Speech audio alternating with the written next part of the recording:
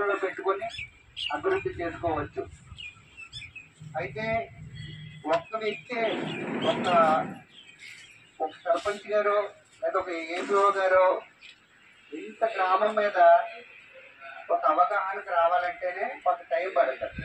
అదే మనందరం కలిపి ఒకసారి పెట్టుని మా ఊర్లో పలానా చెరువు ఉందండి, ఆ చెరువు దగ్గర ఇంకా పని చేయొచ్చు, పలానా ఏరియాలో కాలువ ఉంది, అక్కడ సుబ్బారావు గారి కాలువ ఉంది కదా, అది ఒడ్డుపోయింది అని గది ఆ మూల ఉంది, ఇక్కడ ఉంది అని చెప్పుకోవచ్చు. అంటే అందరం కూడా ఒక కలిసిమెలిసి కూర్చొని మన ఊరు గురించి మనం మాట్లాడుకొని ఒక అవగాహనకి రావచ్చు. ఏపీఓ గారు అన్నట్టు అవన్నీ కూడా అంచనా తయారు చేసి ఒప్పంద పథకంలో పెట్టుకోవచ్చు.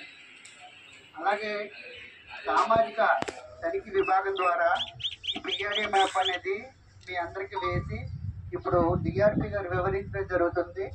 అందరూ కూడా పార్టిసిపేషన్ చేసి విజయవంతం చేయాలని కోరుకుంటున్నాను. Thank you.